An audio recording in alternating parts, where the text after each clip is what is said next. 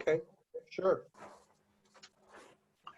So this is Bill. Let me welcome everybody to the call. This is another, official meeting of the Citizens Commission. I'll review the agenda and then we'll get right into it. So the first thing we'll do is we'll introduce ourselves and establish the fact of it. Second item is we'll review the minutes, and I'll ask for a motion and a second and a discussion and a vote to approve the minutes. Third topic is to look at the proposed language for what we're nicknaming Amendment Number 2, which is the amendment pertaining to artificial entities and inherent or unalienable rights. And there's a document that's been circulating around. We had a discussion on that, but it was towards the end of the meeting, and we did not have a quorum, so we didn't take a vote. So we'll tee that up as the third topic on the agenda. We'll look for a motion, a discussion. We'll invite the public in to the discussion on that agenda item. Also on that agenda item, there's been some proposals to further refine the language for what we nicknamed Amendment Number 1, which the commission has already voted to adopt. But there's been some additional examination about what I'd characterize as stylistic edits. So we'll tee that up also as part of agenda item number 3. Do we or do we not want to revisit proposed language on so-called Amendment Number 1? Again, we'll invite the public into that part of it. The fourth agenda item is the topic of legislation for a continuation of the commission. That was a topic that was introduced in prior call, and we'll have the report of the working group on a proposal, and we'll look for a motion and a second and a discussion. We'll invite the public into that agenda item as well. The fifth amendment, the fifth topic on the agenda will be the strategy for advancing the amendment. People have seen examples of the strategy in PowerPoints in prior calls, and so we'll have look for a motion and a second and a discussion on that, and we'll invite the public into that conversation as well. Then having completed all of those topics, if time allows, we'll see if there are additional public testimony. We'll get to other business, for example, the time and place of the next meeting and how we're going to finish our second report, and of course, a motion to adjourn.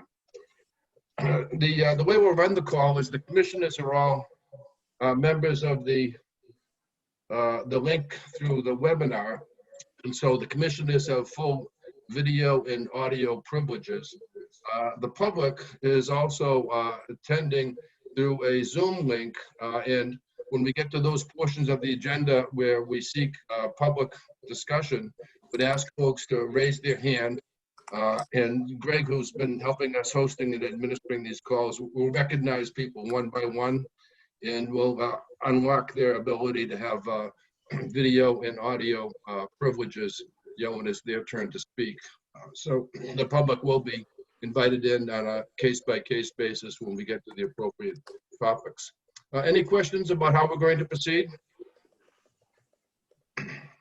Okay, hearing no objection, let's move right along. Actually, Bill, Yep. excuse me just a second. Greg, could you let Cheryl in? She's in the other public space and is asking for access. She just showed up. Yep.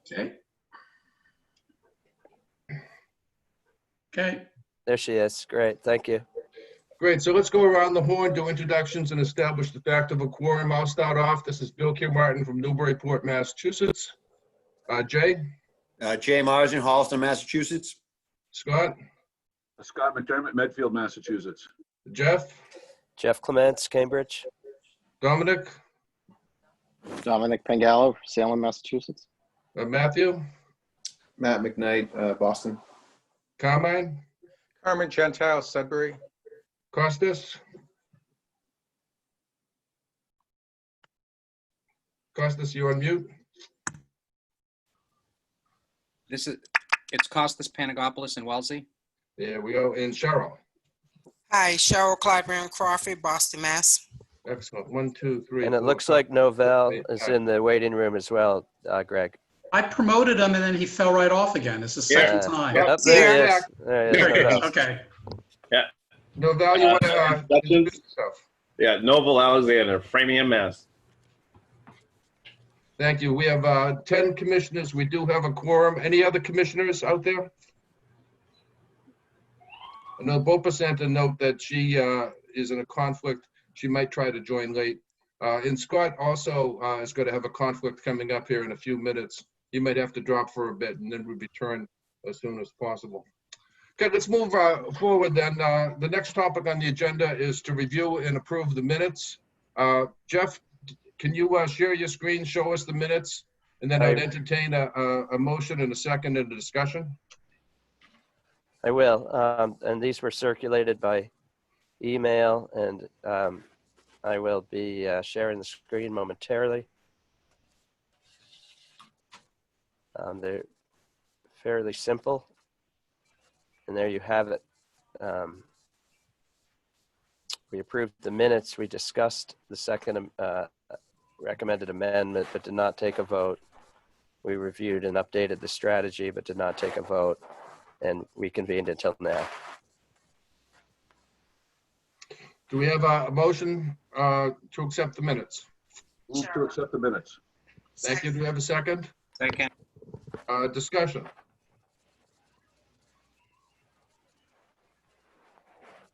Are we ready to take a vote to approve the minutes? Any discussion? Okay, so let's do a roll call to approve the minutes as submitted. This is Bill Kim-Martin. I vote yes. Jay? Jay Marsden, how do you vote on the minutes? Have to Oh, I'm sorry. unmute. Yes. Okay, Scott? I vote yes. Jeff? Yes. Dominic? You're on mute. Yes. Matt? Yes. Carmen? Yes. Costas? Yes. Cheryl? Yes. Novel? Yes. The minutes have been approved. Third topic on the agenda is the proposed language for amendment number 2. And I'll share my screen to refresh our memory as to the nature of that language. Can folks see my screen? Yes. So we had a discussion of this, and we were headed in the direction of taking a vote, and it became late in the evening, and we lost our quorum, so we're never able to finish this topic. So it's back on the agenda, and so I'm going to pause here and ask for a motion to accept this language, a second, and then we'll get back into a discussion. And also during the discussion, we'll pick up where we left off from the previous meeting. So do we have a motion? Motion to, second. Thank you. Discussion.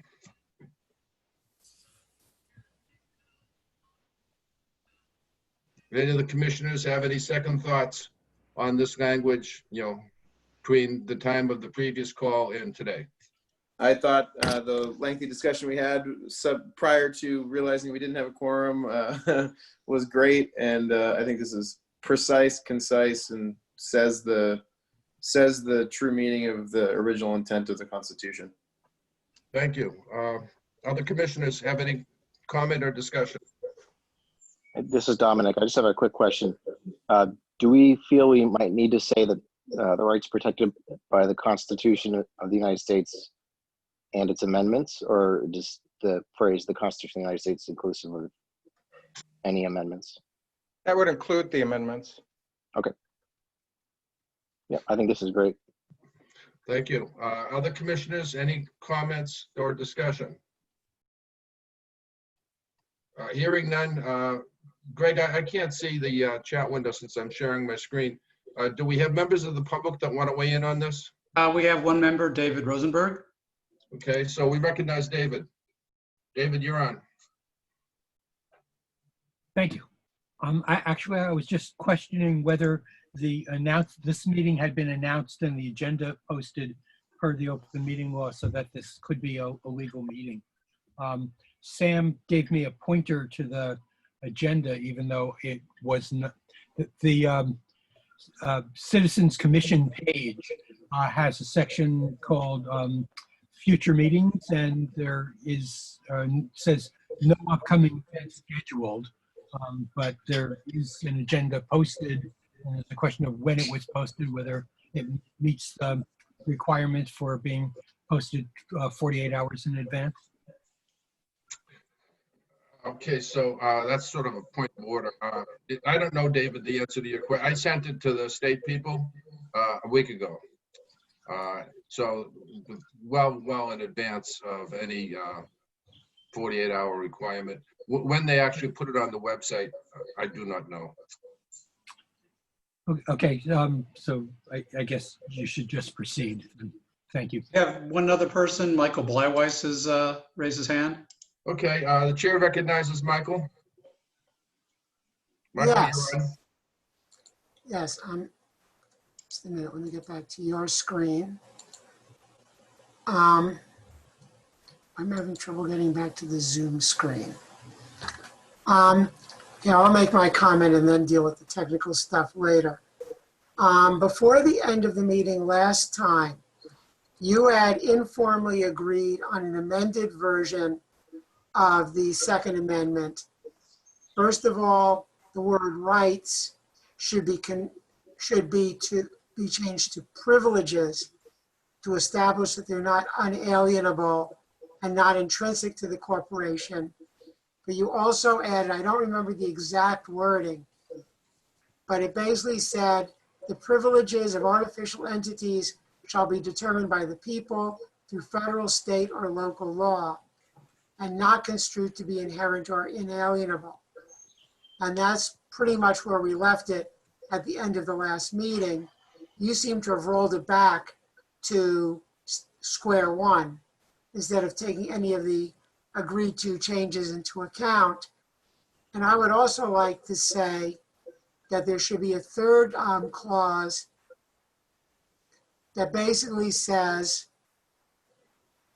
that artificial entities shall be subject to regulation by the people through federal, state, and local law. Yeah, let me take the first point. Jeff, I'm going to ask you, I might have made an error. I was going through the notes and I was trying to retrieve the language that we ended up with at the conclusion of the previous meeting. Did I grab and I know we had gone through several versions. So I hope I didn't make an error. Did I capture the version that we had at the conclusion of the previous meeting? Yeah, just bear with me if you would. I believe so. I'm still unmuted. It's possible you missed saving the file at the end of the meeting. Yeah, that's why I want to check to make sure that I didn't make a mistake in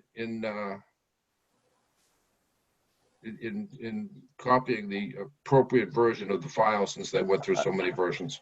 I'm going to read out loud the what we were referring to in the last meeting as number 4, and where we left off with some consensus of the commissioners who were on in the meeting at that point. And it says the following: the rights protected by the Constitution of the United States are the rights of natural persons only, period, unquote.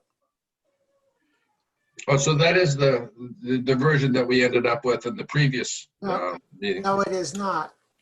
We could always check with the YouTube video and see what's actually. As secretary, I'm going to say we can move on. That's what I have. If there are proposed changes, we can make them now. We didn't vote on it. But Okay. that is an accurate recollection of both myself, but it's also what the minutes, which we just approved, reflected. So I don't think we have a debate about this. So this is the version that's on the table. Okay. That's correct. Michael, did you have additional comments, Michael? No, it was basically that you lost the changes that we did agree to at the last meeting, and that apparently you didn't save them and rolled back to the beginning of where we were at the beginning of last time's meeting. Well, I think we went through 4 iterations and this was the 4th, not the first. No, this was the first.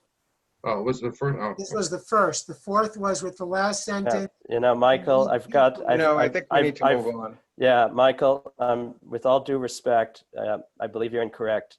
I think this is an accurate. I have all 4 versions. There are actually 5 by the end. This was number 4.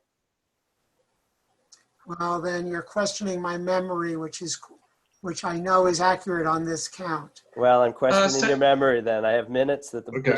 this board approved. If, you know, Okay, I think it's open to discussion, but I think, Okay. you know, So this is the where we version- left yeah. off. Thanks, Jeff. This is the version that's on the table, so I think we should, probably move on. Now, if we want to change this version, we can do that. But the version that's on the table, it's been moved and seconded, is the version that's in front of us. Michael, are you Yep. suggesting that we change this to an alternative? And why don't you read what you would propose the alternative to be, and I'll type it in here so we can all see it. Bill, Sam Feldman, who's on the line, I believe checked the video and confirmed that this was the number 4 choice. Right. If you'd like, I'll put Right. Sam on for a second. No, We have a motion that's We know been that. seconded, so we're discussing whether or not to adopt this as the second. Yeah, or whether we want to entertain a change. Yeah. Well, let me just ask the question. Are there other members of the public that have raised their hand in this matter, Greg? There are 3 now, Barry, Sam, and Steve Gagg. Okay, so we recognize Barry. Okay. Barry, you're on. Thank you. I had to unmute myself. This was the thing that was agreed upon at the end of last meeting. That is correct by my memory as a member of the public. But I submitted an additional sentence, which I thought was brief and concise. It is not in front of me at the moment, but it is to the effect that privileges granted to corporations shall not be construed as an alienable rights. That may not be the exact language that is from my memory, but basically it is bridging the first and last parts of a longer sentence that you thought was not concise enough. And I thought that what I submitted by email was a reasonable compromise that I thought met the criteria of clarity and conciseness, and would also close a loophole that corporations will want to jump through. Any members of the commission have questions or comments for Barry? I think just colloquially in spirit, it's a reasonable statement. I would say that, subject or referencing the maybe 45 or 50 minutes of discussion we had on the last meeting on this topic, the very focused nature of emphasizing the rights of natural persons does not eliminate the point being made, and it keeps it a very focused statement. If we were to go this direction, we need to kind of expand out that word corporations substantively, given that it's not just, as we've talked about in a number of meetings, it's juridical persons and other entities, and then it just gets messier, right? So I think that my position remains the same as it did when we essentially came to the conclusion on this in the last meeting, that the very focused and the very focused nature of this first sentence is really powerful. Thank you, Matt. Other commissioners have questions or comments on what Barry proposed? I just agree with what Matt just had to say. Thank you. Other commissioners? Mr. Chair, sorry. Oh. Mr. Chair, I just wanted to chime in a little bit on what Commissioner McKnight had said about trying to keep the concise and within some kind of scope and some guardrails.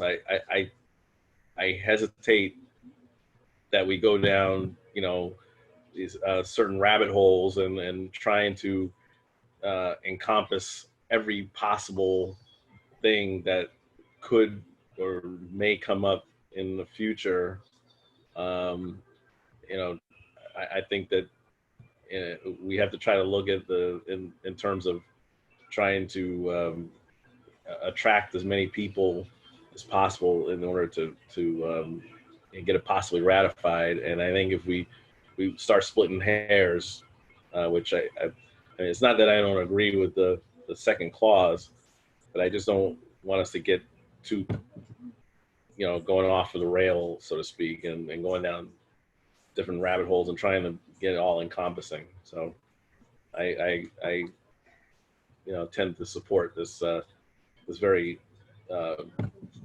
concise but yet very succinct clause that we're looking at the first one here in Amendment 2. So Thank you, Novell. Other commissioners have questions or comments for what was being proposed?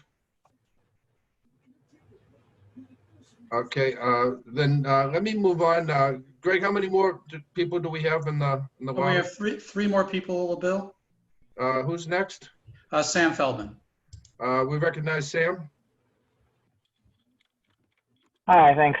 Just for the record, I checked the YouTube video. I can confirm, I didn't listen to the sound, but the recollection is correct.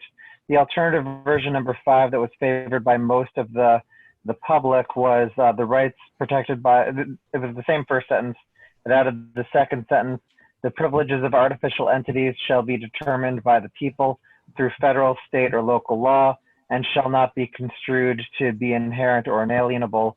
I had raised the issue then, and I want to renew it now, that the one sentence on its own could be easily read to restrict the possibility of granting rights to corporations in law at the state or federal level, which would have implications for newspapers and the Fourth Amendment and things like that, where you're not granting protections that we need them to have. Just the ones that we choose to offer them. Having a positive statement in addition to the negative one, I think clears that up. I would say something very similar to the one that's written there now. Privileges granted in law to juridical persons shall not be interpreted as a grant of inalienable rights. I think that prevents that misreading. And I think it's a very natural misreading that I would be wary of.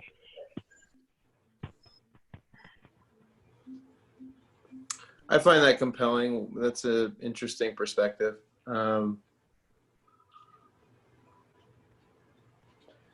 Is that a positive? Is that suggested language you have? Is that a positive state? Is it actually a positive statement? Yeah, positive meaning in law it's the distinction between a positive and a negative right. Right. On the first one, we're saying that we're basically saying that they don't have that these rights are only rights of people, therefore not of corporations. But on the other one, we're saying they're positively toward corporations. There can be rights. They're just ones granted in law, not in the Constitution. It prevents you from saying there can't be any rights to corporations. There just can't be ones that are not decided by the political branches of government. Questions or comments from the commissioners for Sam?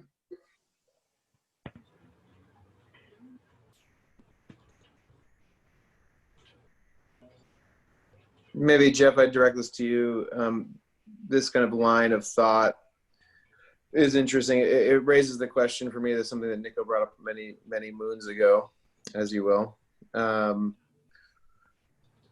I personally want to be sure that when we are adding this language, we are not implicitly essentially creating a whole host of issues that were not intended. I like the proposal to recognize that there are rights and privileges granted in law. Does this also cover things that have already been granted to corporations as it relates to things that would not be controversial around private property rights, for example, et cetera? Or are there any implications that we're not thinking about? Totally open question. That the simple sentence would cause problems vis-a-vis areas where our economy is foundationally based on certain types of private property rights, et cetera, that we don't really see in scope of this commission or intend to impact through the words that we put here. This would allow states, if they so choose, to create a very simple law before the amendment goes into effect that would say something to the effect of all rights currently recognized in law, all rights currently recognized in constitutional laws belonging to the corporations are granted to corporations by this state, and then they can amend that by removing them, like except, and then amend them. They could do that as an easy holdover till they figure out a more comprehensive code, and that would prevent that kind of thing. Okay, thank you, Sam. Other questions or comments from other commissioners? I'm just going to comment on, since Matt, I think, kind of directed that at me, but which I appreciate, but I wish I could help more. I'd have to think about it. You know, I think it's a true statement, sort of like the first one is, but it's a true statement that is subject potentially to more interpretation of what privilege is granted in law to juridical persons. I assume what Sam's referring to is under state and federal statute. I think under either, whether you add this or simply stop where we started at the first sentence, there's going to be some question that the court will have to resolve the very first time. Say, for example, the government attempts to seize a steel company, like the U.S. Steel case in the Truman administration. And, you know, does U.S. Steel have a right under the Fifth Amendment, even though there's no privilege or other place other than the Constitution where that would be clear that this corporation itself could defend its, what I think most people would say is uncontroversial. Now, I think what people think is, well, you know, the court would do and this is the NICO point, the court would do what NICO argues they do already, which is look for the shareholders' rights and other rights that aren't for the juridical person. So long-winded way of saying, I'm sorry for being long-winded. I'm sort of thinking out loud. I'd have to give it more thought, and I don't have a strong view. I mean, the other. that's like I like that example. That's a useful example. I mean, is the other way to look at this is to go even more simple and say the rights protected by the Constitution of the United States are the rights of natural persons, period. And that is a statement that's consistent with the foundational principles of the Constitution. But the example you just gave, and I recognize that people feel very differently about this, and in a perfect world, you might go back 200 plus years and enshrine this before lots of law was created on top of a set of principles. But there's a lot of economic activity that sits on top of this at this point, which is just a concern generally, I think, that Nico was raising. So if you put a period after natural persons, it would protect the interpretation that you're talking about, Jeff, vis-a-vis. It's not about the corporation. It's not about the juridical person. It's about reaching through and looking at the rights of the natural persons that are impacted or not impacted, which in theory means a single member LLC is really reflective of an individual natural person's rights, whereas a global corporation is not actually necessarily reflective of a natural person's rights.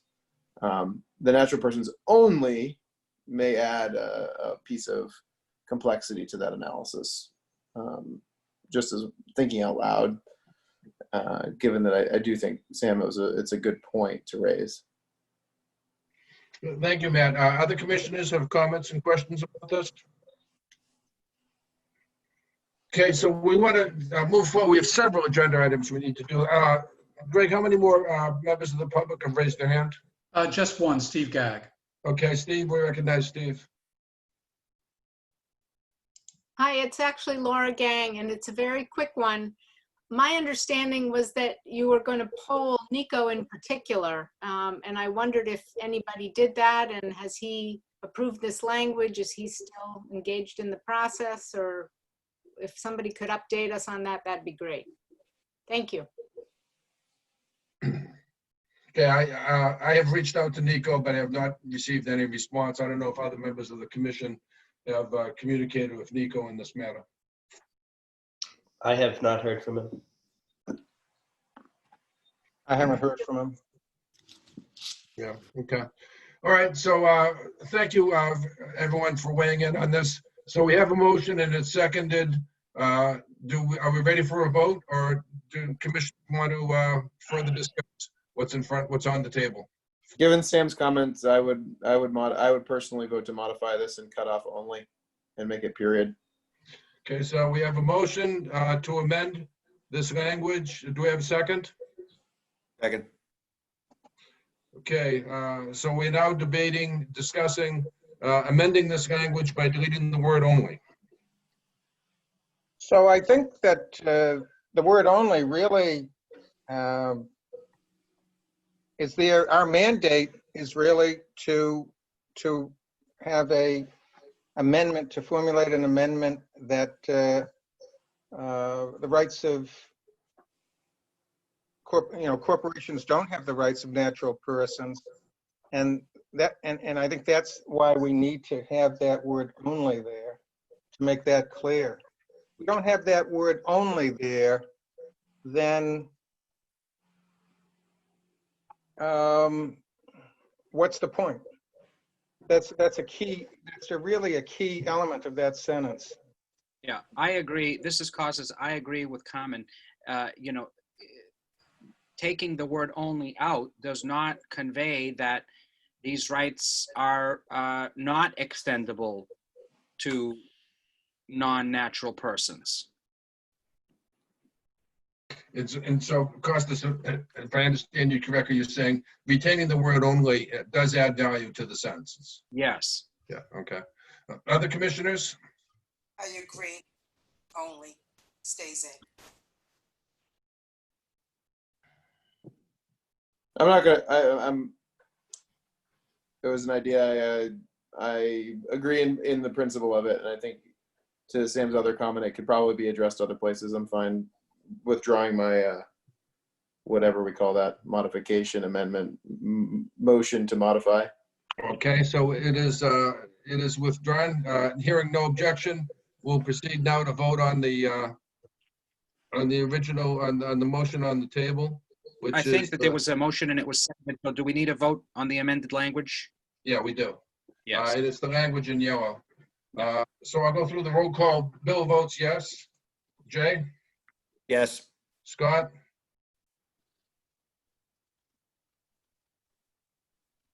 Scott, he might have had to go off to his Board of Selectmen call. Jeff? Yes. Dominic? Yes. Matt? Yes. Carmen? Yes. Costas? Yes. Cheryl? Yay. Naval? Yes. Okay, thank you. So we'll go with this language for now, recognizing that, of course, things change. You know, this is just a starter set of language, and as the process unfolds, we'll see what happens. Now, while we're still on this topic, that's amendment number 2. There's been a suggestion that we go back and make stylistic edits to what we're nicknaming amendment number 1. And so I'm sharing my screen to show you, what would be the nature of those stylistic. Now, recall we've already made a motion, seconded, discussed, and voted to accept this language. And so now what's being proposed is that we revisit the action that we've already taken, and that we make some changes which are intended to basically tighten up but not change the essence of what we've already voted upon. So Jeff, I'm going to call upon you to walk us through this as I'm sharing my screen. Are you okay to do that? Sure, happy to. I'll just wait till it comes up on your screen. Oh, I'm sorry. Is it there now? No, No.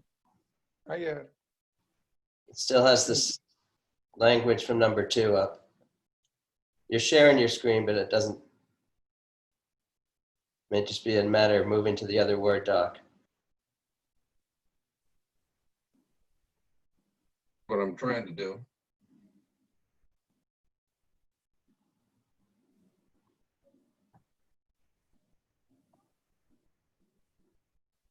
Let me stop and start again.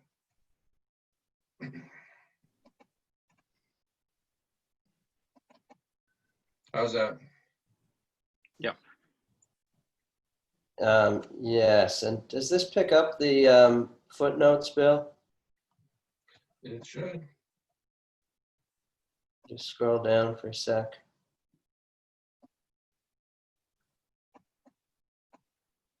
Yeah, okay. So, great. So this is based on trying to, we continue to get all the comments in the sort of public file you've seen. We've got law professor comments, which are also in there. So we did not want to revisit any of the sort of substantive issues that we addressed and debated at great length. And this is not to reopen those, such as shall versus may, the extent to which it reaches corporations or not, and other issues that people have different opinions on. And we decided that this is trying to address clarifying grammatical and other ways of phrasing that for various reasons the input suggested this would be better. If we can scroll up now, the footnotes will show kind of for each one. It's awfully small on my screen, but I'll try my best. The suggestion on section 1 moving out of, these are the similar factors, or the same factors that were packed together in section 2 the first time.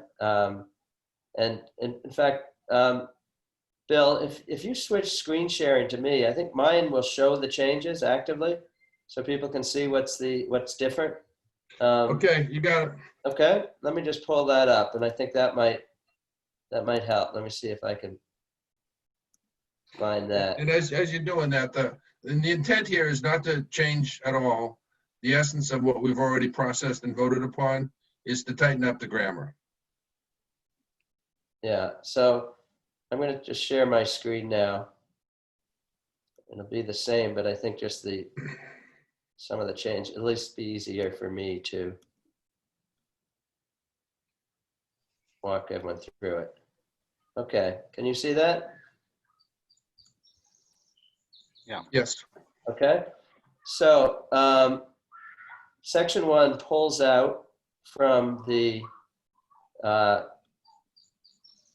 what previously was combined on the factors for which the Congress and the states can consider in enacting limits on the role of money in elections, such as representative self-government, federalism, the equal free speech rights, and corruption is how we had it before.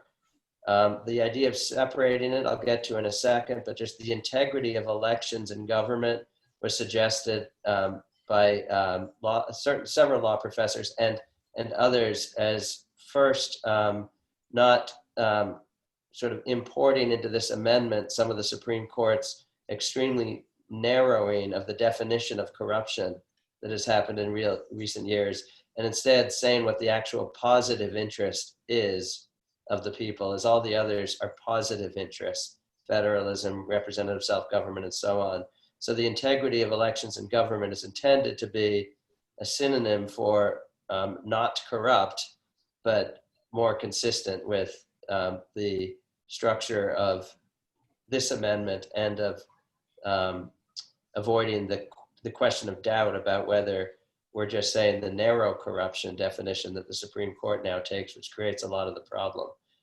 Similarly, political equality of natural persons was suggested to do two things. One is, rather than saying equal free speech rights, when what we're trying to do with this amendment is actually define free speech rights to be broader in concept for human beings, to reflect the need to regulate the role of money in elections to protect the free speech rights of other people who aren't able to deploy mass resources. And so the thought was, rather than say equal free speech rights, which had a certain circularity to some, the suggestion that political equality of natural persons not only solves that problem, but also reinforces the natural persons, the human free speech rights, rather than corporate. So that's section 1. Finally, in section 1, compelling interest is both something that the average layperson has a understanding of. Like, of course, those interests are compelling. I think most Americans would say these are compelling interests, but it's also a term of art in First Amendment jurisprudence. If something is a compelling interest, it gives the judiciary a lot more pause before deciding that it violates free speech rights. Take an example, a pandemic strikes and government is telling people, no, you can't actually go out right now, except for certain purposes. There's a compelling interest in not having a die-off of the American people. I'm being extreme just to illustrate it with a vivid example of what we have lived through recently. That's a compelling interest, and so the court would really hesitate to strike down a law or an action based on, well, you have a free speech right. And of course, there's tension there because there is a free speech right to assemble and gather and so forth. But that's a tension. But if the court would resolve it and weighing compelling interest against the burden on free speech. If it's not a compelling interest, the court will usually strike it down. There's not much to weigh against. It's got to be pretty compelling before. And so the court has basically changed in some ways the First Amendment to say these interests that we now are putting back in Section 1 aren't compelling. Well, this amendment is saying, well, yes, they are. And the court would need to weigh these interests against the burden of regulation on money in elections. So that was the, I dug into the First Amendment jurisprudence a little bit because that was some of the feedback from First Amendment lawyers saying why it would be very clear, much more clear to the court about what we were trying to do and more effective for what we were trying to do. Not changing what we are trying to do or just trying to express it better. So that was the first one. Going to Section 2, which then lays out in a different kind of construction, rather than saying Congress or the states shall have the power, nothing in this Constitution shall be construed to forbid Congress and the states within their respective jurisdictions, was a way to, if you remember the first, and you can see it if where it was cut, I believe, but if you remember it, the first one was quite a lengthy section too, because it was repetitive, because we said what Congress shall have the power to do, and then we said what states shall have the power to do. And we just wanted to be sure we were referring to their respective jurisdictions. Well, there's a very good comment from a couple of people saying, look, if you phrase it this way, it's much shorter, tighter, means the same thing, and you don't have to say it twice. Then nothing in this Constitution shall be construed to forbid. Congress and the states already have this power. It was limited and denied in some ways by interpretation, but this is intended to, again, correct the judiciary's overreach as this amendment interprets it, to say, no, neither the First Amendment or anything else prevent Congress or the states from acting in this way. And what is this way? Reasonably regulating and limiting contributions and expenditures in campaigns, elections, or ballot initiatives. That's the same, except for a suggestion that if we meant the regulation and the limits also are subject to, First Amendment and other assessment and weighing, reasonably needs to modify both regulate and limit. And so that's why that moved. I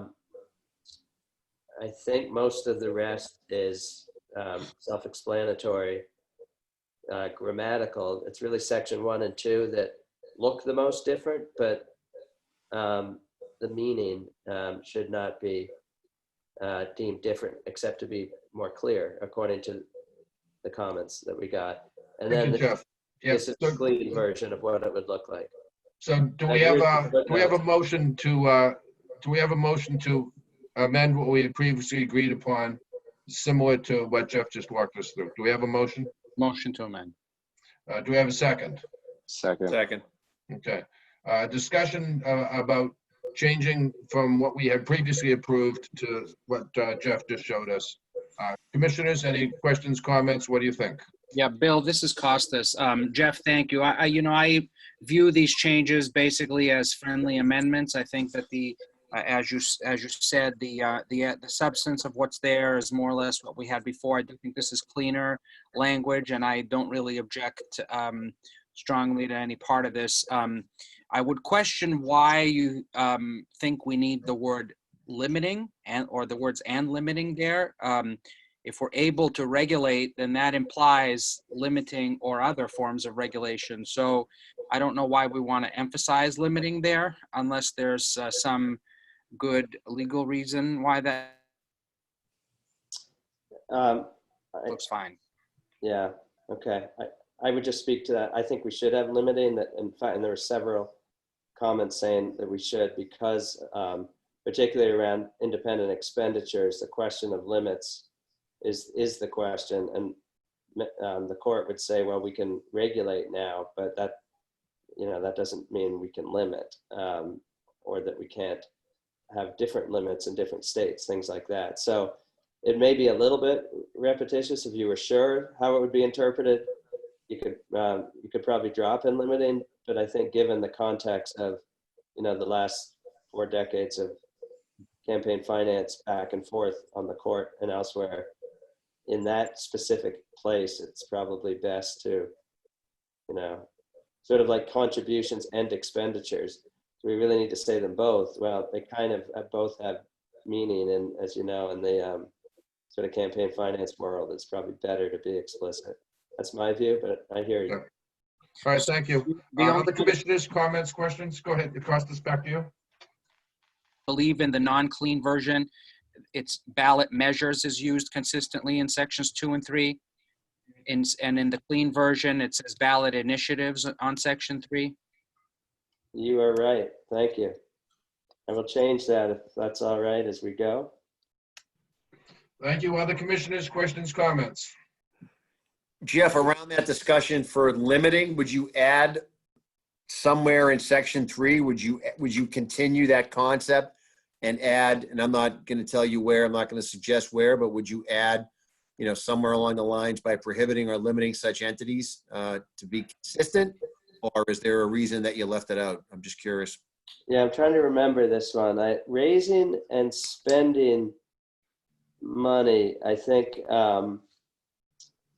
was intentional, because there are comments suggesting this place is really, this is modifying prohibition. Like, basically if Congress or a state decided, you know what, we don't want corporations or unions participating in spending or influencing elections, period, keep them in the economic space. The intent of the commission in this amendment was to make that clear. There was a question about whether regulating and limiting contributions was frankly too soft, when what we were really trying to say is that they can be prohibited.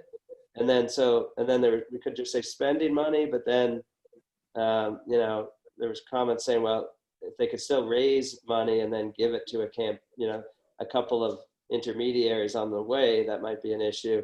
So that's how that got there. If there's a better way to say it, we can try to further refine it, but it was a little bit different, Jay, than the reasonably regulating and limiting, where we actually do intend, there's a limit, but what that is and what other regulations apply, there's a give and take there. The section 3 is really saying what can actually be prohibited. Yeah, that's fine. I understand that. It sounds like section 3 is more of a prohibitive section, where section 2 kind of sketches out the scope a little bit. So that's fine. I just wanted to exactly. No, it's a good question. Exactly. I think that's what it was trying to do. Thank you, Jay. Thank you. Other commissioners have questions or comments about the motion on the table?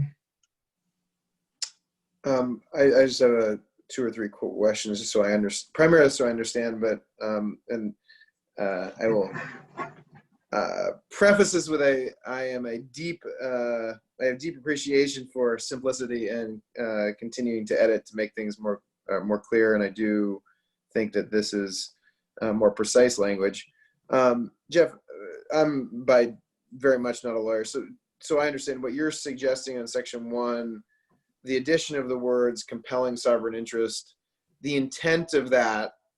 No, actually, no value judgment on this statement. I've already expressed my personal opinions on the balance here, just so I understand though.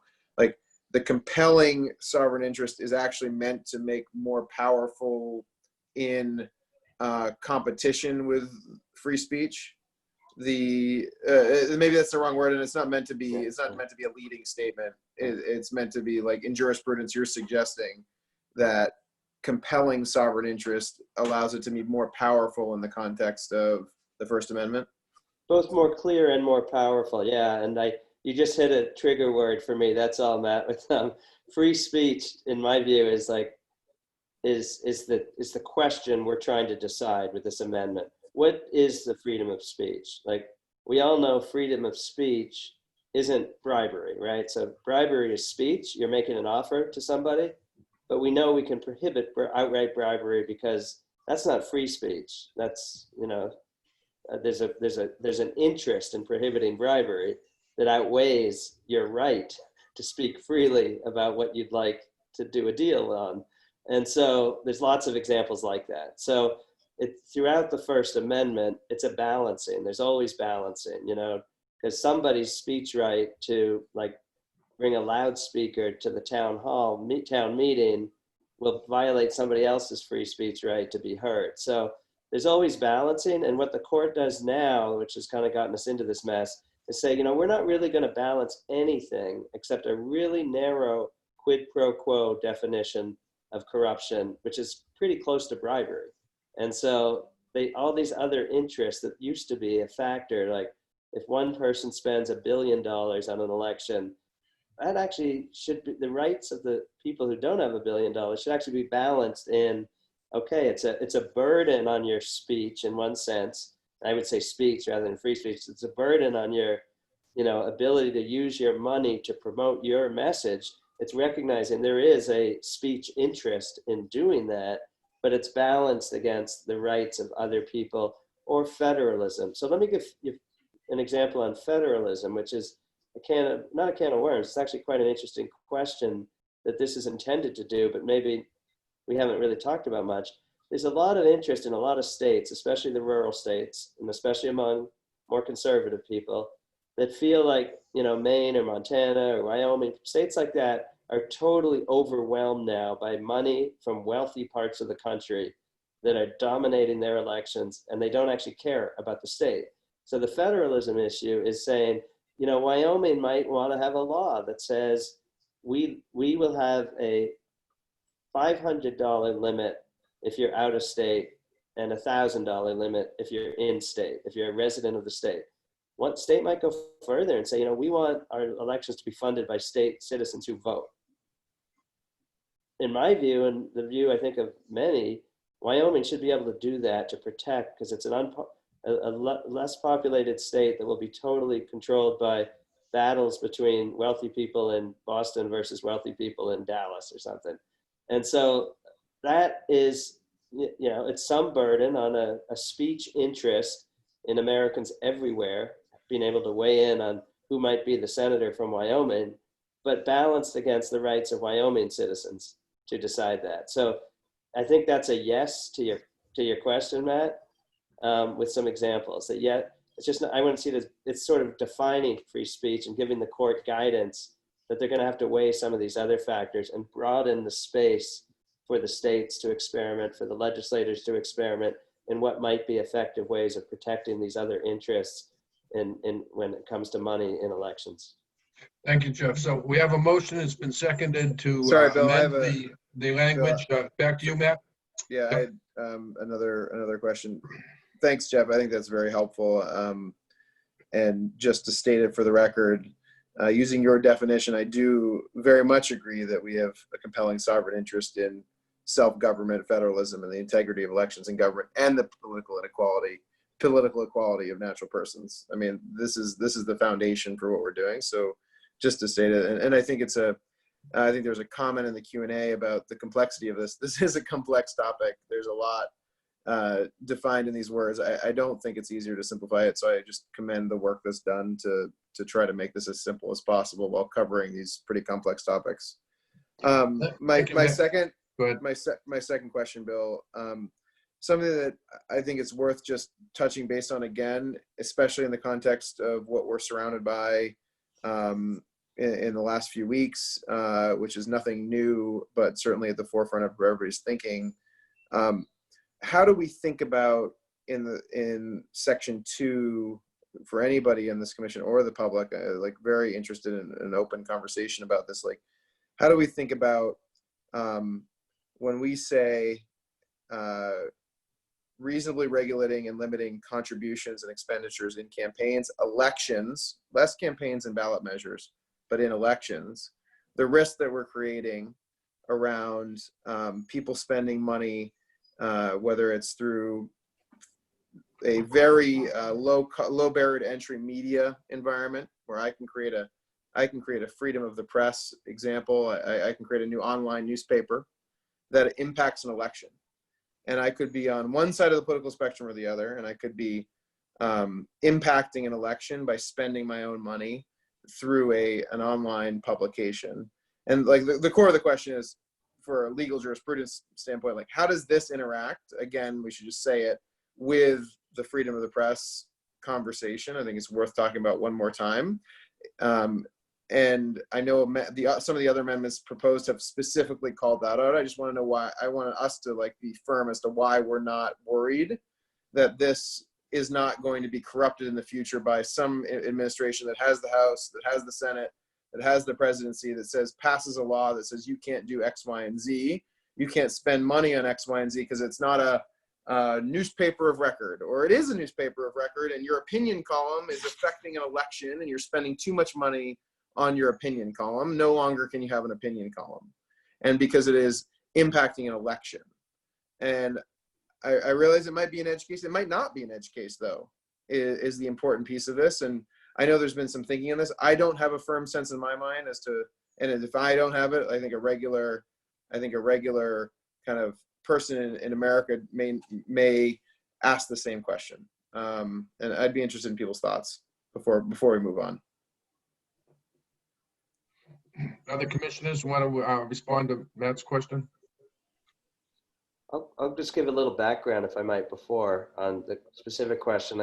There are some versions, including HJ Res 2 and others, that do have a explicit, nothing contained in herein shall be interpreted to constitute, I can't remember how it's actually worded, but infringe the freedom of the press. Yeah, I think that's about right. There were arguments against that from people who actually felt like that's creating some huge exception for, in their view, the liberal media to create special, rights for certain, New York Times or some certain favored speakers over other speakers. If it's not there, then, the question Matt asks is certainly a legitimate one too, about, okay, and I think the answer is, the First Amendment refers to free speech and freedom of the press as two different concepts. The court has not had to really parse what the difference is between freedom of press and freedom of speech. And I think this is intended. There's nothing in it that suggests it's amending the freedom of press clause in any way whatsoever, or frankly, the freedom of speech clause. It's given more guidance to how it should be interpreted. But the very first case that comes up that says that violates the freedom of press, if a legislator or Congress went too far, would tee up that question. The thing is, we can't answer it, honestly. I think we got to accept that there are millions of scenarios till the end of time, just like interpreting what due process or equal protection of the laws means, where in the end, we really have to leave it to a belief that the branches of government and the people are going to be able to handle those complexities. But it does, you're right, it does raise that question, and that question existed before the current situation, and it was always a interpretation on the part of Congress and the states that they could not say that, Fox News or the New York Times can't opinionate. But the edge cases will be, how do you define press when that's getting more and more in the internet age an interesting question. So I don't want to like pretend that there's an easy answer to this. There isn't, but not doing this is far worse than creating a new set of questions that the people and the courts will, and the Congress and the state legislatures will grapple with for generations. So the chair wants to recognize himself. I'm going to weigh in here. In my view, this is not the ninth inning of the baseball game. And, part of the role of this commission is to put forward what we think is preferred language for Amendment 1, Amendment 2, separate amendments together. It's basically taking the issue to the next inning of the baseball game. And the process will unfold. There'll be discussion with other parties, be discussion with other states. Whatever it is that we put forward as a starter set of language, in my view, inevitably is going to mutate, evolve, metamorphosize as we go through the due diligence process, with others similarly situated in other states. So I think this is a good language, right? But I think that no matter what we come up with, how should I say this? We could spend months and years on this and never come to the perfect conclusion, or we could say, this is good enough for purposes of advancing the cause, and let's let the process unfold. So I'm in favor of clear, succinct, holding firm to our fundamental principles, and I think this language is an improvement upon what we had in our previous version, and I'd be willing to support it. That's my view. Shall we move to a vote? Other commissioners? Okay, I will just say that I appreciate that, Bill. I recognize the shift from influence to a more specific in campaigns, elections, or ballot measures from our previous concern, and I think that is a significant improvement. I am personally conflicted, as I deeply value the unique, the truly unique respect for our right to speak freely in this country and our right to use that power in a way that allows us to sometimes feel like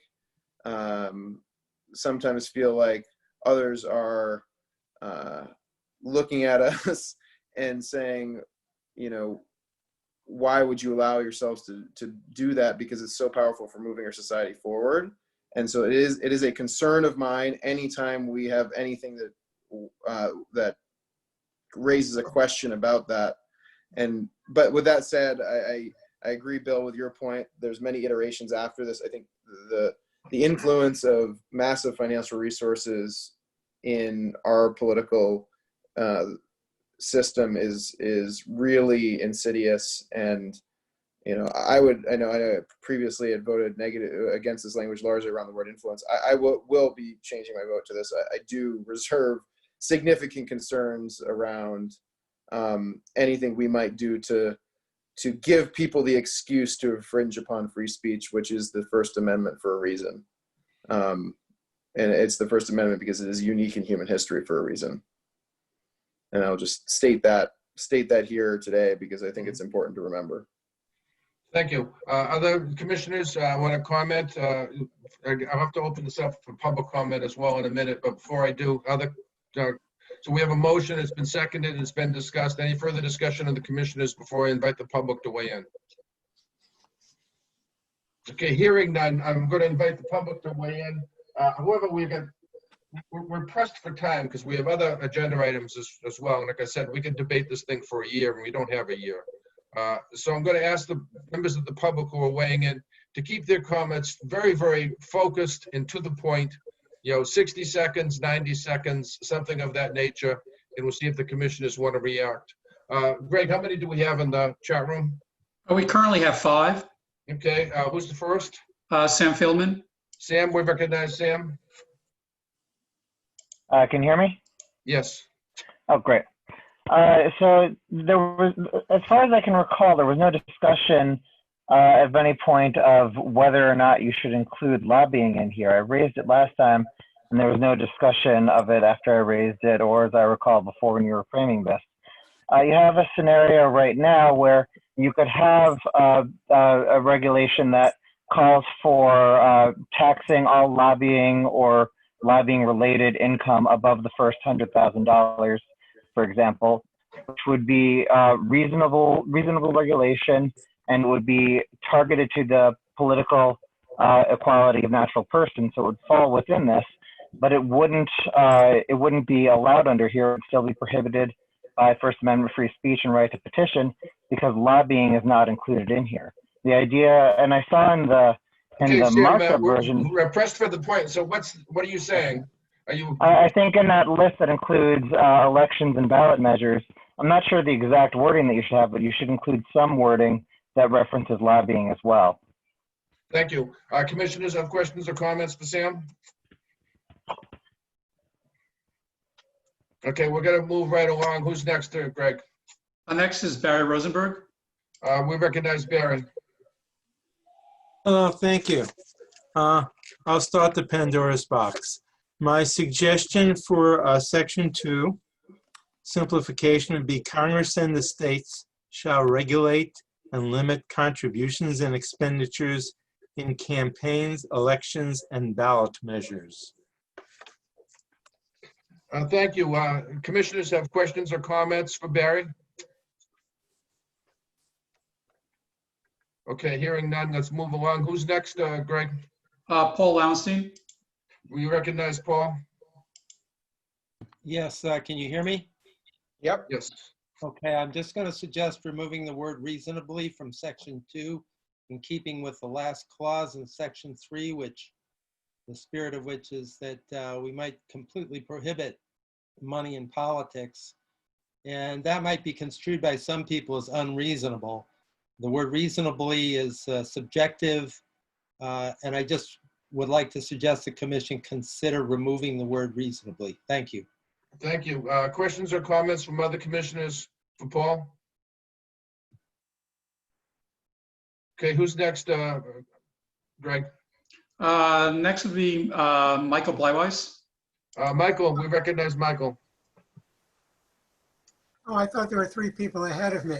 Oh, there were, Michael, but you popped up, so quickly, go through it. Okay, basically, we can address Sam's suggestion by amending the end of section 3 by simply appending or to influence government policy. Or to influence in section 2, okay. I put it in the chat. Okay, questions or comments from the commissioners for what Michael just said? Okay, hearing none, I'm going to move on. Who's next, Greg? Next would be John Lamb. We recognize John. Hello, thank you. Yeah, my concern lines up very closely with Sam's. It's that the Chapter 322 sort of establishment of the commission was very much covering government policy as well, for money in on the elections and on government policy. And I feel like Section 2 kind of is the one that defines the scope here, and it narrows it down to campaigns, elections, and ballot measures, so would easily be construed to exclude policy making, lobbying, in other words. So I think somehow you have to expand the scope to get that lobbying, the policy making in between the elections in there as well. Thank you. Thank you. Questions or comments from the commissioners for John? Maybe just a general comment on this. And maybe I'm missing something. Doesn't Congress already have, aren't there already rights to legislate on the topic of lobbying? I believe Congress there and are. the states, aren't there already, isn't there already the right to do so and laws on the books? Yes. That's right. Yeah. And I would construe this as further expanding the authority to the extent that lobbyists are engaged in raising and spending money on campaigns and elections. So I'm comfortable with the language as is. How many more do we have in the chat room, Greg? 2 more. Okay, who's next? Ulysses Latner. Ulysses, we recognize you, Ulysses. Hi, everyone. Can you hear me okay? Yes. Okay. First, in section 3, it's not clear from the wording. Are you intending to say that Congress and states can prohibit natural persons from raising and spending money to influence election and ballot measures? I don't know if that's intentional or not, but you should just clarify whether the prohibition is only for juridical persons or if it's for both natural and juridical. It's not clear as worded. It seemed clearer in the marked up version higher up. The wording was a little different. That was the first thing. The second thing is, I second what Paul was saying about the importance of removing reasonably from section 2, because I think the whole reason we're in this problem is that the Supreme Court has said that it's reasonable to have a large amount of financial corruption of our political system. We think it's unreasonable, which is why we're here having this discussion. But putting that word reasonably in there just makes it easier for there to be future arguments over what's reasonable to the people, we the people, and what's reasonable to the Supreme Court. And I think keeping that word in there really weakens the rest of what's in here. So please remove that. Thank you. Thank you, Ulysses. I recall being a member of the working group on this, that we debated whether the word reasonably was a value add or not. And I think we were around on that one for several hours. Do commissioners have questions or comments for Ulysses? I do. If I might, Mr. Chair? Yes, Jeff. Yeah, so Ulysses, thank you. I think it's a good catch on section 3. I think that entities was a holdover from when we were using the phrase entities, and with the commission's and the chair's assent would change such entities to such juridical persons, to be clear. Any objection? None. Hearing no objection, it's agreed upon. Who's next in the lobby? The last one is Peter Berenzi. We recognize Peter. Hi, yeah, I'll be brief. I just wanted to agree with the previous several speakers and just say I think we're being generally too soft and allowing too many possible ways for corporations to get around it. I don't see why their officers and owners can't satisfy these, the need to influence policy via their own personhoods. Sorry, I forgot my third point. I'll just yield. Okay. Thank you, Peter. Questions or comments from the commissioners for Peter? I would just have one comment on both Peter and Ulysses' points. That reasonably, it's a legitimate concern. Noting, however, reasonable is also used in the Fourth Amendment. But the key, I think, is section 1, which really does change what the court did. So the court could not, without literally define the meaning of this amendment and the will of the people, construe reasonably to mean the same thing they did before, given the factors and the sovereign interest defined in section 1. They would have to address those and put those into the balance. That may not in every instance make everybody happy with the outcome of disputed cases, but I just wanted to note that reasonable is also influenced by what section 1 says. Thank you, Jeff. Okay, hearing no further comment or question, we're ready for a vote. So the motion has been made and seconded to replace the language that we had previously voted upon with the language that you now see in front of you, including the 2 edits. I'm going to go through the roll call and call the vote. So Bill votes yes. Jay? Make one minor suggestion. I would remove such before juridical persons in section 3. I'm not sure we need it. That's fine with me if it's fine with everyone else. I think that makes sense. Any objection? None. You have no objection, so moved. Okay. So Bill voted yes. Jay voted yes. Scott? Is Yes. probably, oh, he's back. Thank you. Jeff? Yes. Dominic? Yes. Matt?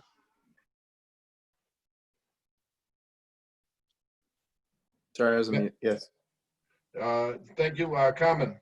Yes. Costas? Yes. Cheryl? Yay. Novell? Yes. Okay, thank you. So the motion's been made, seconded, and voted. Let's move on to the next agenda item. The next agenda item is the notion that we would file legislation to continue the work of the commission in some form and manner.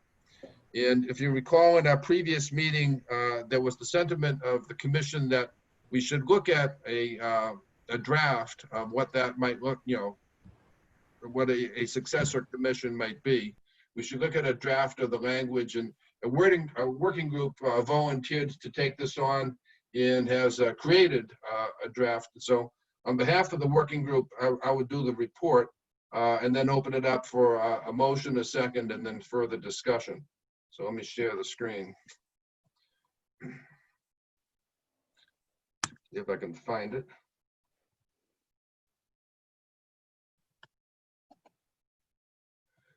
Can you see my screen? Not yet. Not yet.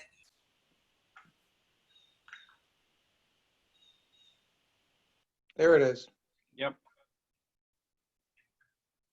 Okay, so it's going to look like a spreadsheet. And I'll spend a couple of minutes and I'll walk you through it. Then, like I said, we'll have a motion, we'll have a second, and we'll have a discussion and a debate. So the working group said, well, our objective is to draft potential legislation for some continued role for the commission. So the first topic we debated was, should we go for relatively major change, which is to say draft language that would, in essence, rewrite Chapter 322 in its entirety? Or should we go for more minor change, which would take the form of amending in a surgical and selective manner portions of Chapter 322, leaving other elements of Chapter 322 in place? So the debate was, major change or rewrite versus minor change, which is, some selective, add and delete type language. And the working group concluded that the second route of less major change in amendments was the way to go. So the way to see that then would be just to, sort of have the Chapter 322, which is the initial and existing enabling statute in column A, and then be able to put next to it the amending language that you would see here in column C. So the sections of Bill, your spreadsheet is not on the screen, just a window with the folder. Geez, how do I get this thing up here? Well, you should. Is it under Plan V1? No. You might have to stop sharing, open it again, and then reshare. Yeah. Sorry, folks. Here I am trying to be efficient with our time. Open the spreadsheet and then share.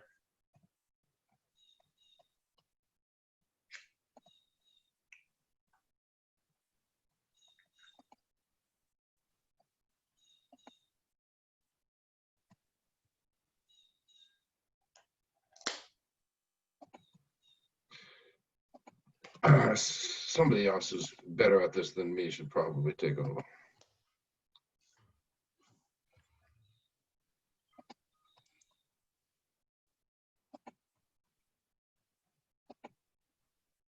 I don't know why this is not.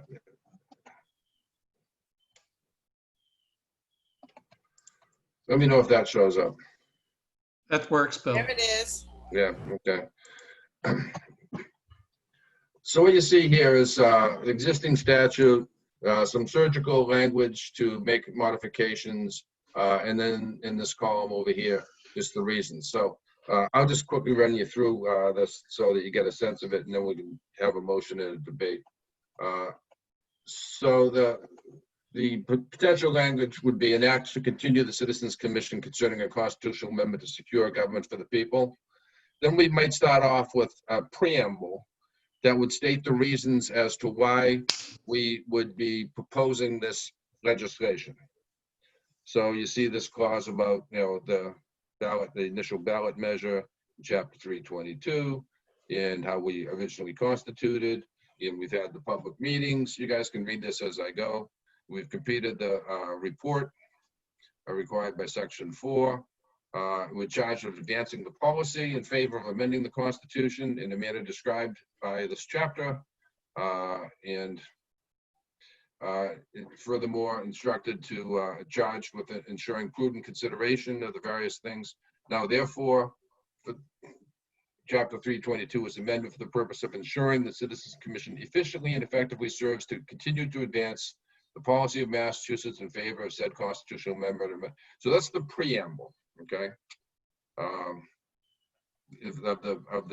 From the working group. Then the existing statute in section 1 talks about policy and purpose.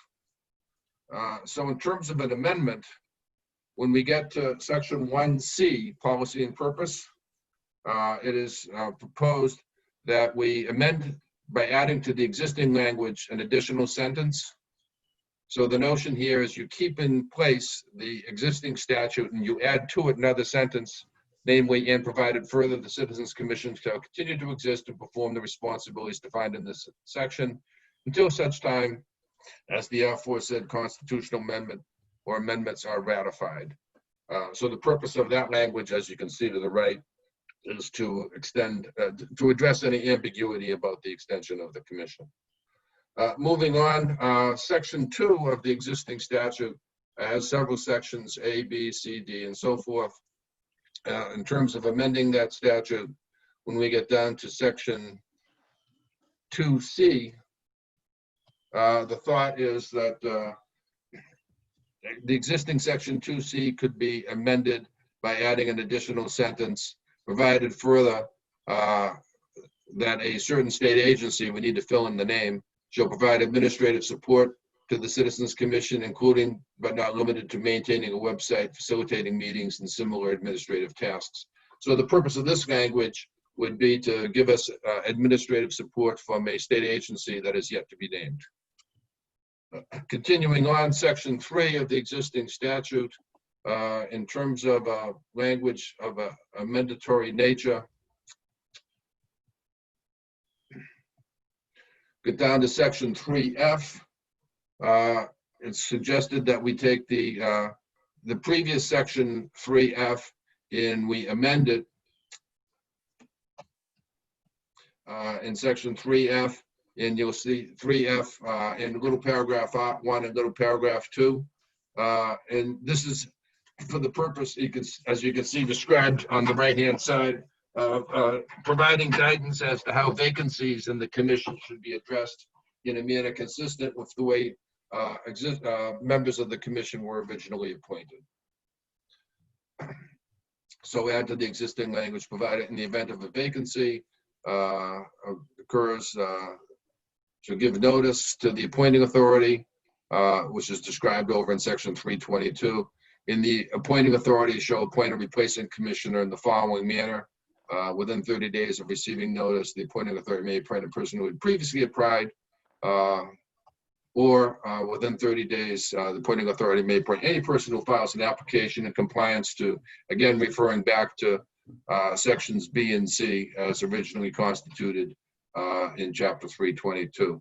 So the purpose of this language is to address how vacancies should be dealt with in a manner consistent with the original constitution of the commission itself.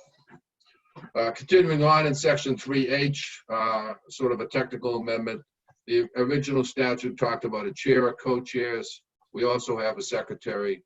So if we're doing cleanup legislation, we should probably just insert the word secretary.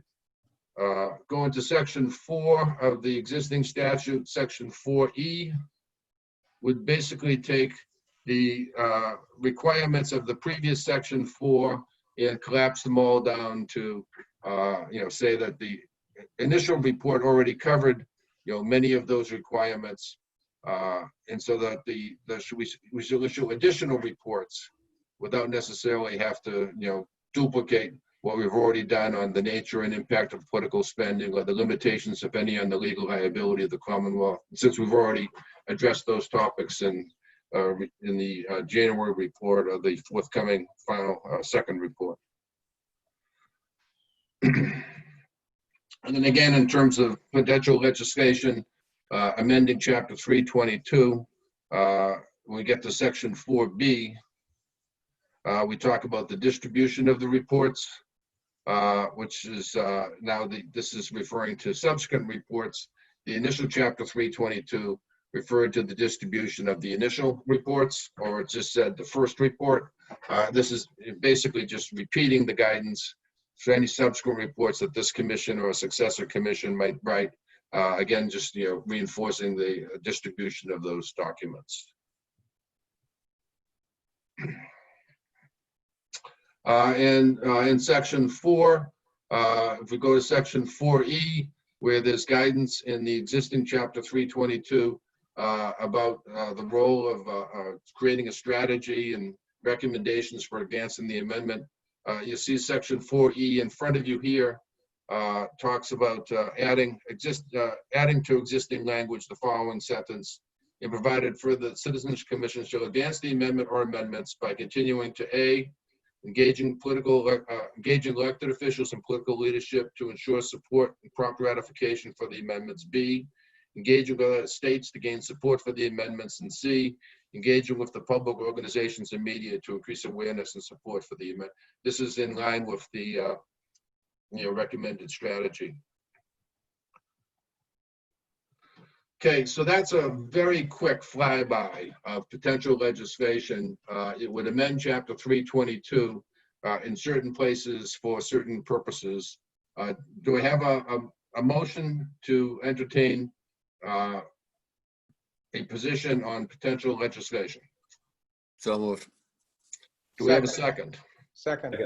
Okay, discussion.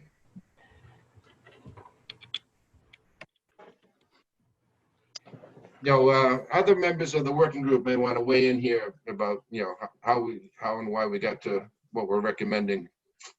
Well, this certainly, Mr. Chairman, this certainly would allow us to continue our effort to bring states together behind an amendment or amendments to accomplish the mandate that was set before us, rather than just have the report, our final report, put on a shelf and nothing further happens. So this would allow us to continue our efforts and hopefully be successful.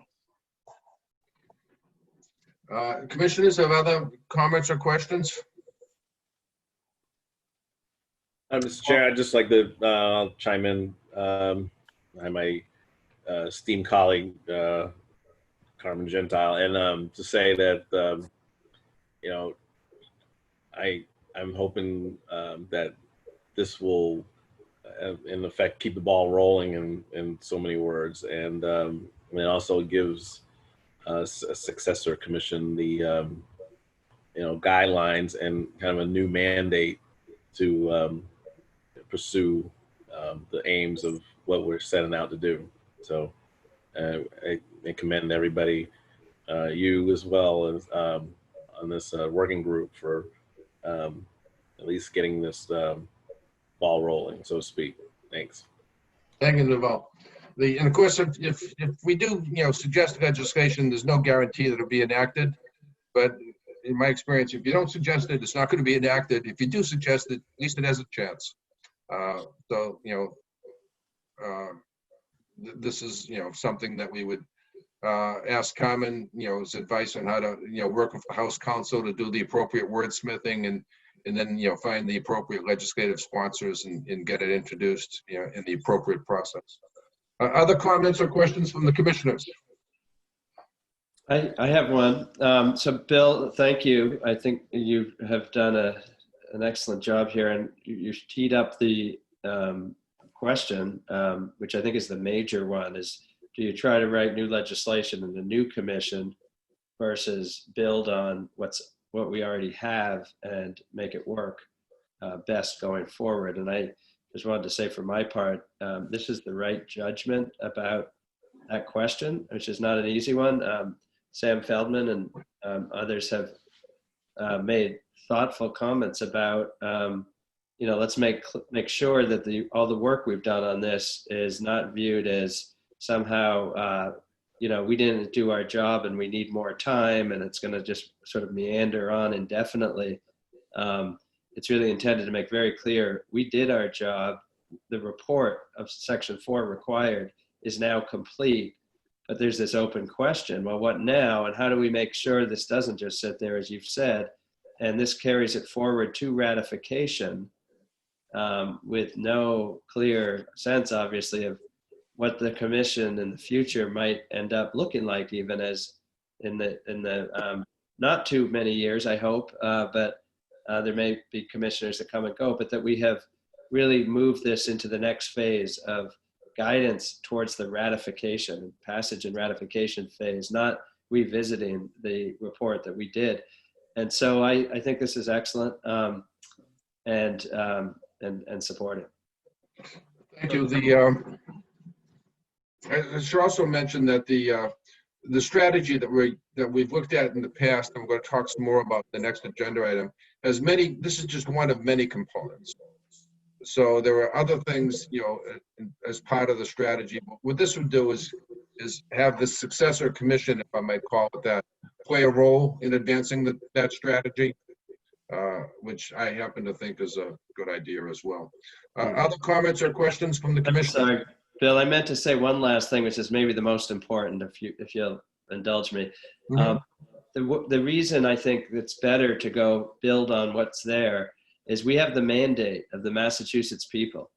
Overwhelmingly, it would be, I think, a serious risk that we put that aside and say, okay, that's done. Now we need a new commission, and it's just us and the legislatures who we could convince, as opposed to the people already decided they wanted a commission to move this towards ratification, and that's this one.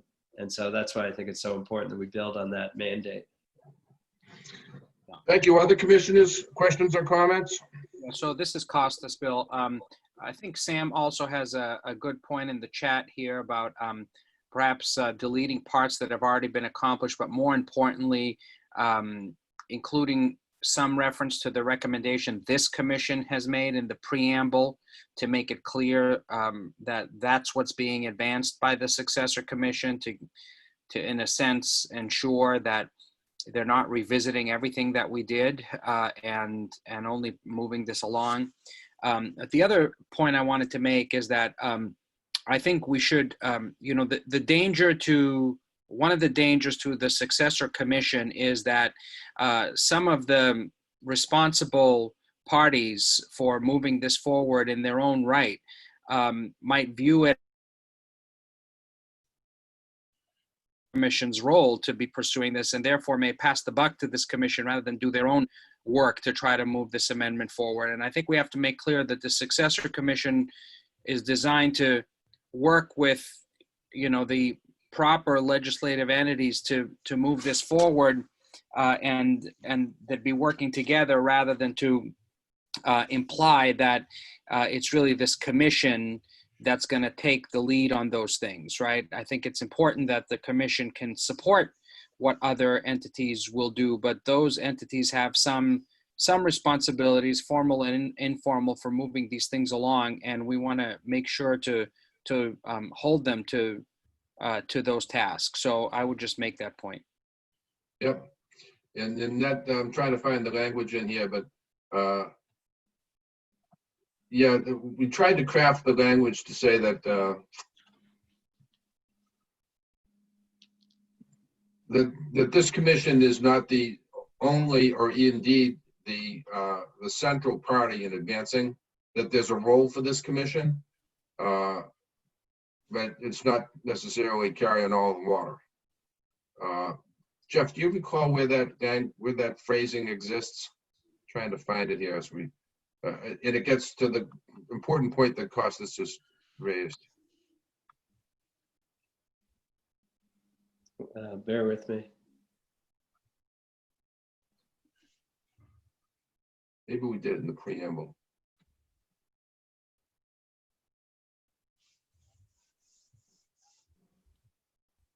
Well, yes, I'm looking at this. This might be a lot for the commission to digest all in one meeting.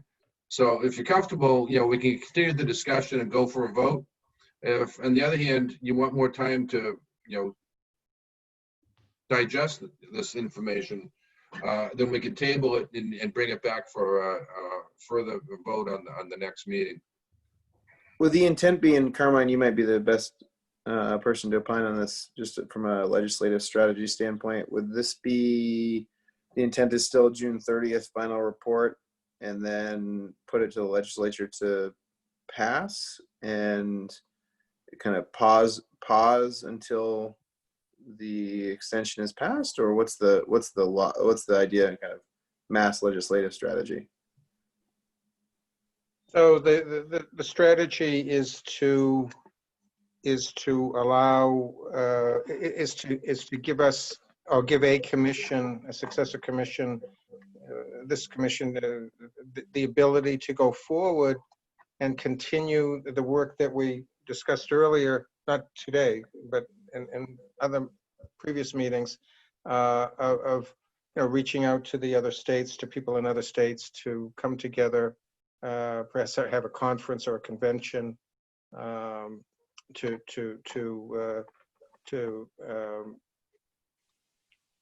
advance the amendments, rather than right now. We have, the legislation that we have talks about us putting together, looking at this and putting together and reporting to the Commonwealth, but it really doesn't go. It doesn't seem to, go forward to say, okay, continue on and work with other states to work together to accomplish this. But I think we all understand that the people who voted wanted this amendment to happen, and not just for us to come together and fashion something, but to come together and fashion something. And realistically, we need to work with other states and have it accomplished. As Bill said earlier, if we don't try, then we can't. If we can't try to for some legislation to continue our effort, then we can't succeed in it. We have to try. I will tell you that the legislature hasn't done its budget yet. We're 2 months behind in our budget because of the COVID emergency. And so time is somewhat of the essence to move this, to get this prepared and file it, and to try to get it passed either in July or in August. I think that the legislature will still be in session in August because of the delays that we've had before this, and because of the fiscal crisis, the lack of revenue. So, we might want to put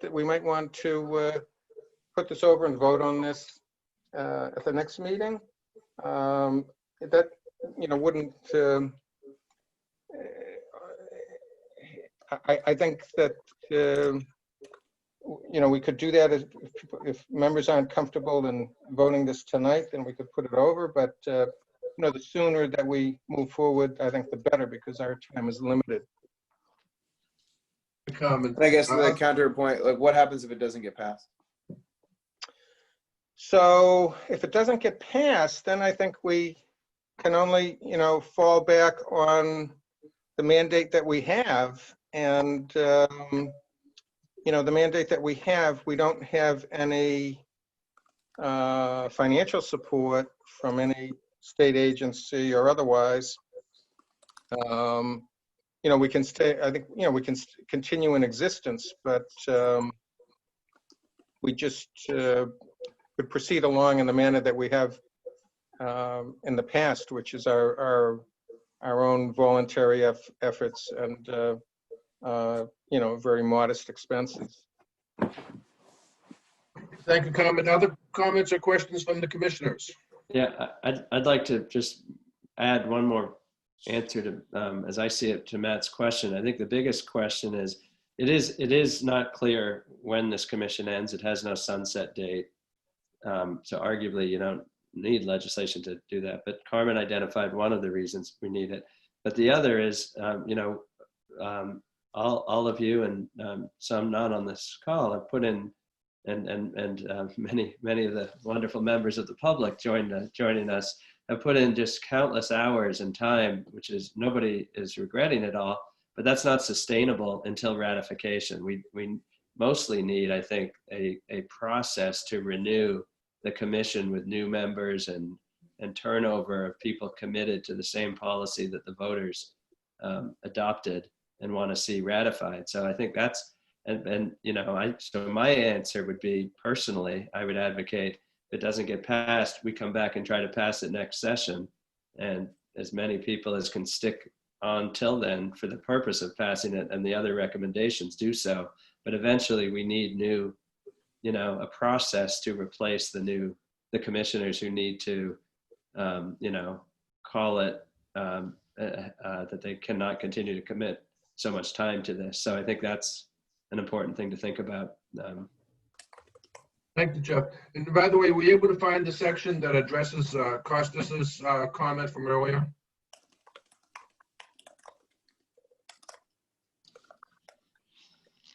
Still looking for that, okay.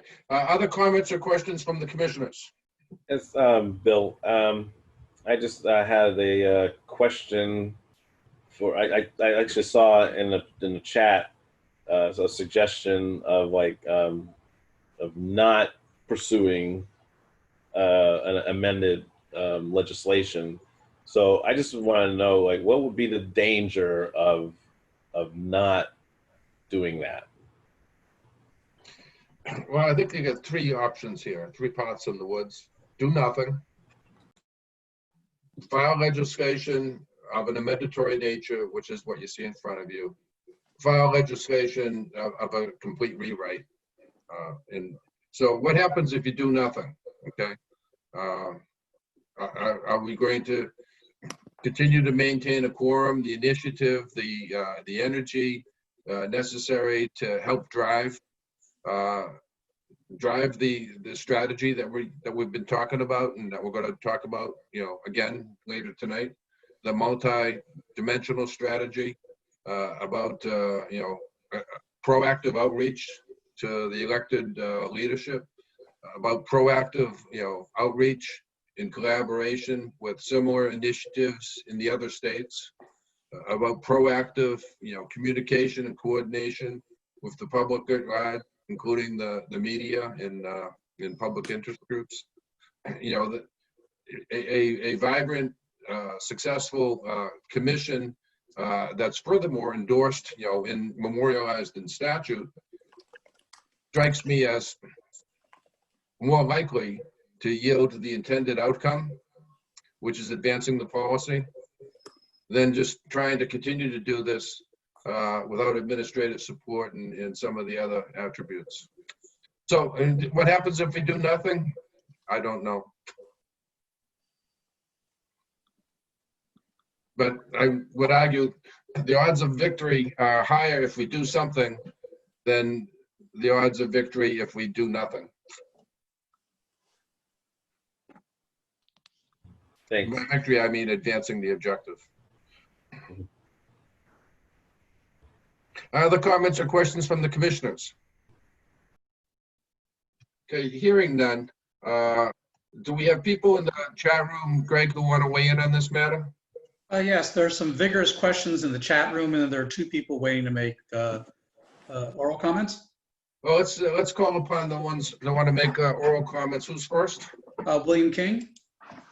William, you're on. We recognize William.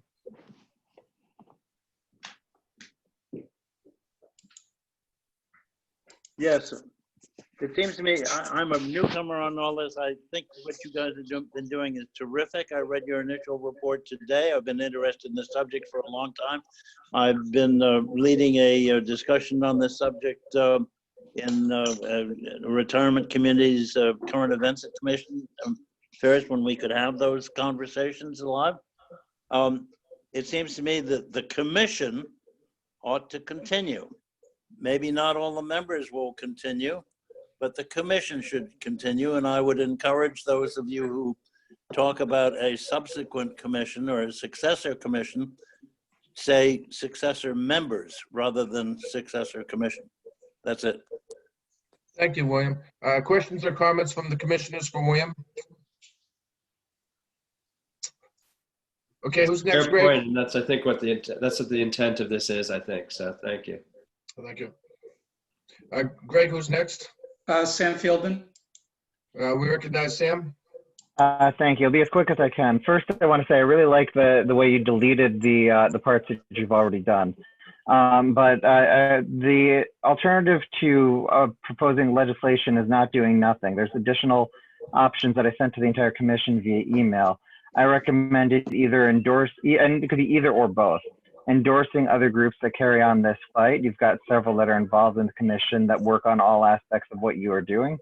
And then also appointing specific members of the commission to be spokespeople after you disband, which is what the American Bar Association did in 1974 with their similar commission. And I specifically think that Jeff and Cheryl, who are career activists who work on this area and have shown themselves very capable in this area, would be ideal people for that, although I would trust any member of the commission to serve in that role.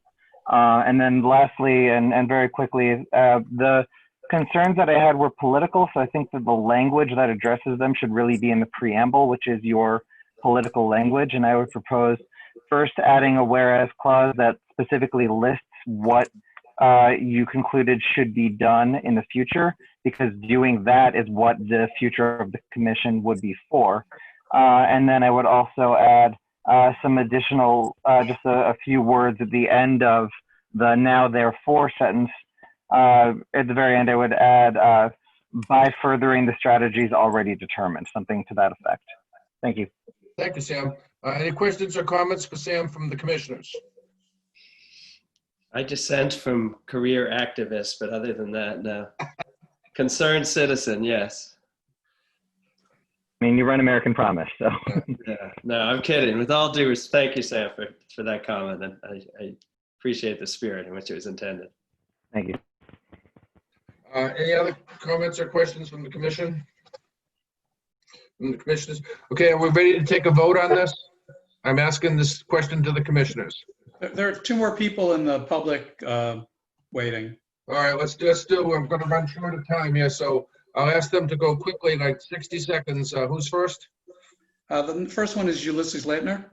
We recognize Ulysses.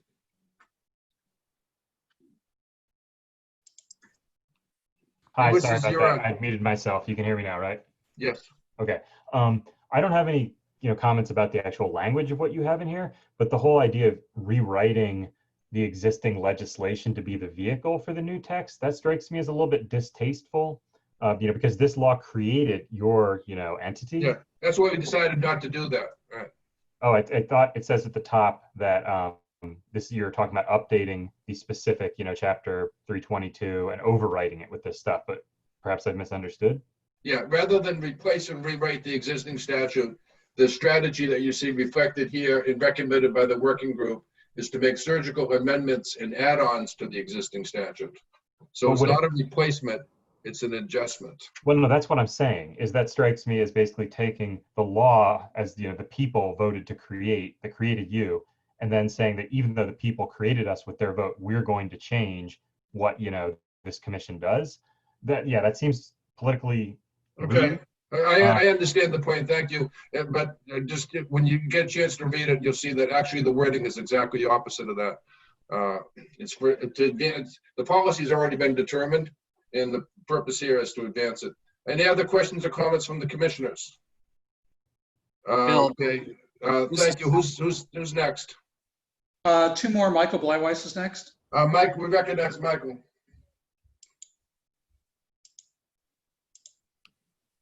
Michael, you're on. Yes, first a quick question. In is column C, is column A language still there and the column C is just the changes? Yes. Okay, in that case, my issue is far bigger than what I was going to comment, but basically it needs to be changed to make it absolutely, positively unambiguous that the continuing mission of the commission or the mission of the replacement commission is not to try to draft the amendment again, but is only to promote the amendment going forward. Okay, we understand. Thank you. And just a point of information, Michael, by leaving the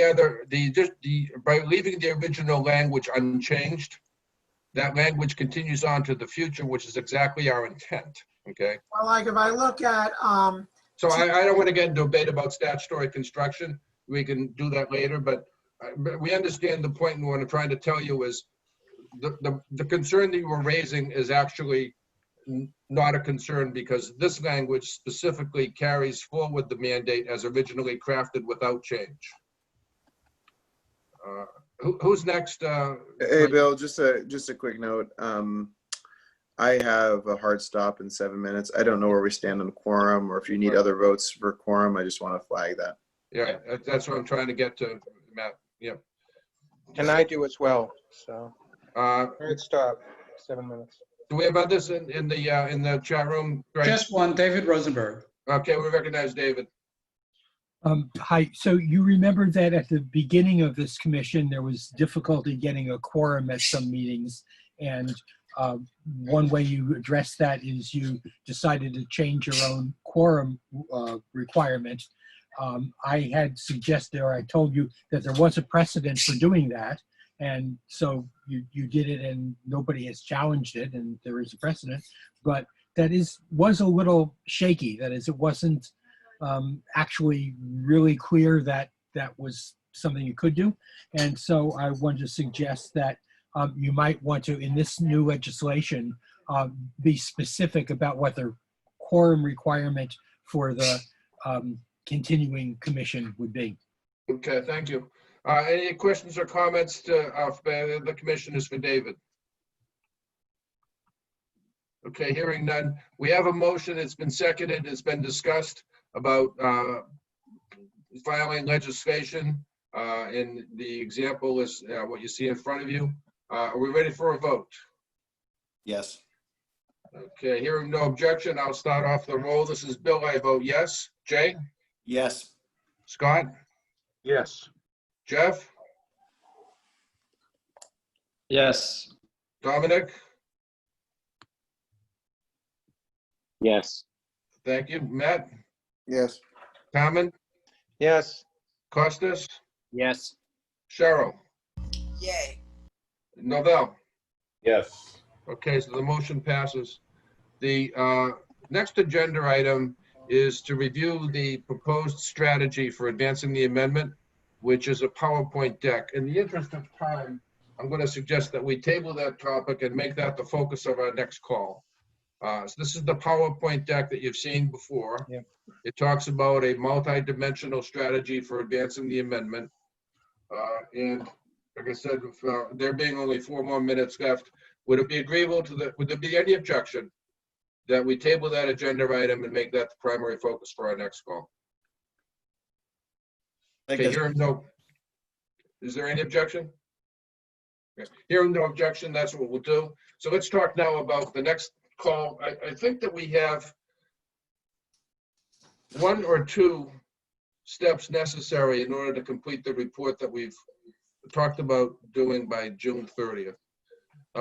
We need to spend time on the strategy, which is the PowerPoint deck.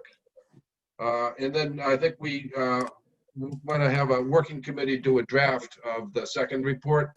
And we need to spend time together, you know, as a full commission to look at that. So it seems to me that we need at least 1, maybe 2 more calls. Who knows, maybe even 3. So the reason that I mentioned that is I want to ask, when do you want to have the next call? And to keep the cadence going, would folks be willing to do this, for example, a week from today, and have the next meeting next Tuesday? Would be June 15th. And we deal with the strategy for advancing the amendment and maybe get into the, you know, the second report at that time. That's fine. That would be fine. Others? I'm good with that. Same time, June 15th? Yeah, 16th. 16th. 16. June 16th, 6:30 to 8:30. That works. Okay, so here, no objection. Let's, you know, we're gonna ask you to set that up. We'll send out all the information well in advance. I want to mention that we've also asked, as you know, for meetings with the appointing authorities. So I just want to quickly give you this heads up. We met with representatives of Governor Baker. And so I thought we had a very productive 1.5-hour conversation. It was a Zoom call with representatives from Governor Baker. They asked a lot of questions. We showed them a PowerPoint deck. It was a subset of the commissioners. And they indicated a high degree of interest, and I would even go so far as to say support as the directions that we're taking. I'll ask others who are on that call to weigh in for a second. We've requested the meeting from the Secretary of State yet to nail that down. We've requested the meeting of the Attorney General yet to nail that down. Requested a meeting to brief the Speaker DeLeo yet to nail that down. And we have confirmed a time to meet with Senate President Spilka on June 23.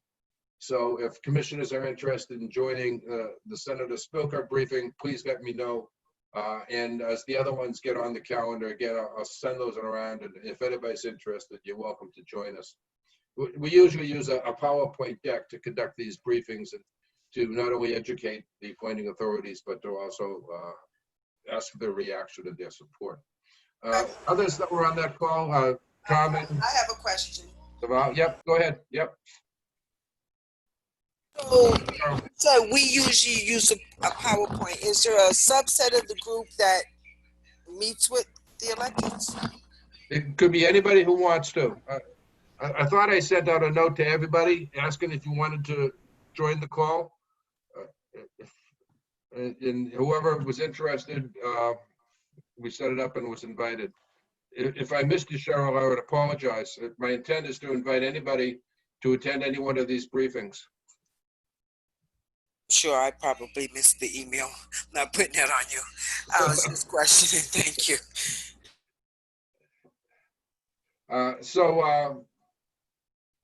Any other comment? Jeff, Carmen, you guys were on that. Costas, you were in that meeting. It was really a terrific meeting. They were very engaged and interested and impressed with the work that we've done. Very impressed. Yeah, nothing to add. I thought it was a productive meeting. Yeah. With that, we'll go ahead. No, I just said agreed. Yeah. I would entertain a motion to adjourn. So moved. Second. Any discussion? Okay. Any objection? Without objection, it is unanimous. We are adjourned. Thank you very much, everybody. We continue to make progress on very, challenging and interesting and debatable propositions, but I do believe we're making progress, hopefully towards the end of June, second and final report. Look forward to seeing everybody in the intervening time, and I'll make sure to get that deck out to everybody about advancing the agenda. Advancing the amendments, I should say. Thank you. So with that, I think we are concluded. Thank you, everyone. Good night. Thank you. Thank you. All right, y'all. Take care.